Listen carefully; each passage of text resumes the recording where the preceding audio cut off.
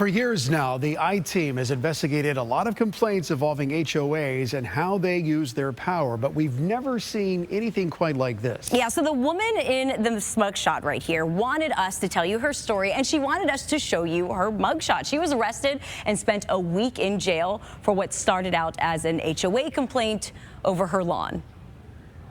I feel humiliated about the whole thing, you know, like I kind of got my head down because this is so embarrassing.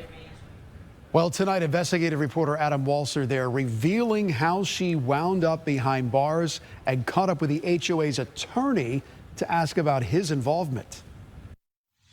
This is what they were showing in court, like pictures of the brown grass. Yep. The grass isn't always green in Irina Green's yard, thanks to a big tree that you can see in this drone video, and a drought that led the county to impose watering restrictions last year didn't help.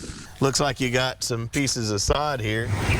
Green says her yard is far from the worst in Riverview's Creekview subdivision. If you drive around my neighborhood, you'll see there's plenty of yards that are not up to par. But so far, she's the only homeowner to actually go to jail for failing to keep her yard up to her HOA standards.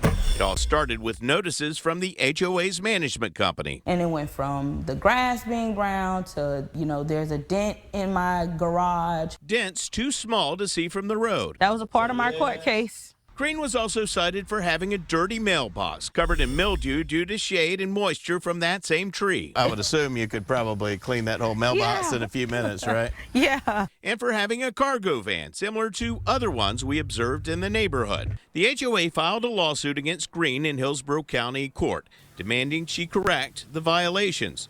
She represented herself, preparing handwritten explanations that the HOA and judge rejected. Green appeared at a hearing last July in which the judge gave her an ultimatum. My grass had to be brung up to par. He said, you can get seeds, you can do something, but you got 30 days to get it corrected. I said, fine.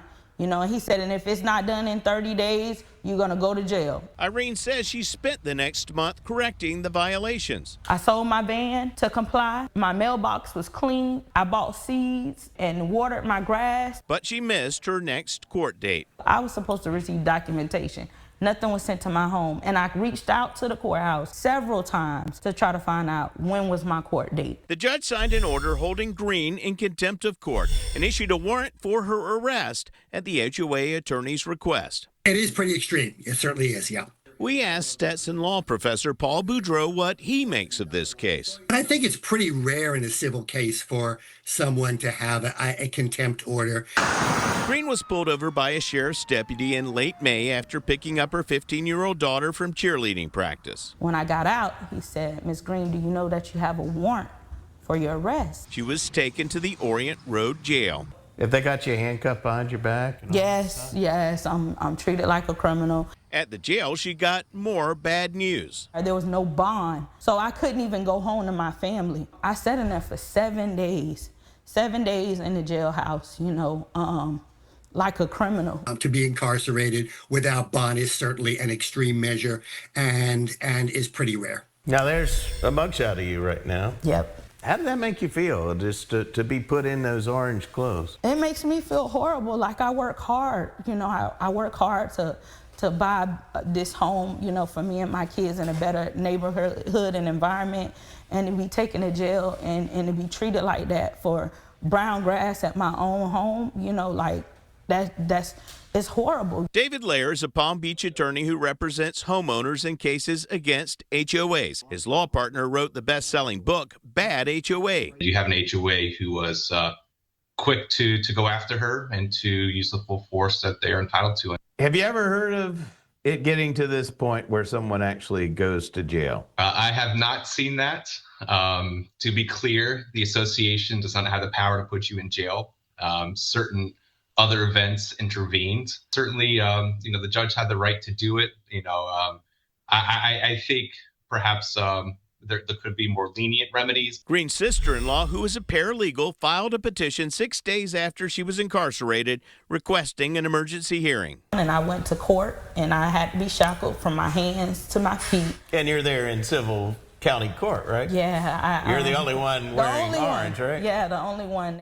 Green's relatives sent pictures of the yard and other evidence to the judge, a different one than the judge who issued the arrest warrant. Green says an attorney for the HOA opposed her release. He says, well, it hasn't been resodded. The whole yard needs to be resodded.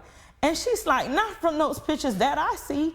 She's like, no, I want her released immediately. So you were going to sit in jail while they resodded your yard? Yeah, he wanted me to continue to sit in jail and not come home to my family. Green was released on the judge's order. I'm Adam. I'm with ABC Action News. We caught up with Creekview HOA attorney Francis Frischia, the one who asked for the arrest warrant, outside his office. Do you think that was kind of harsh to have her spend 5 days or 7 days, I believe, in jail?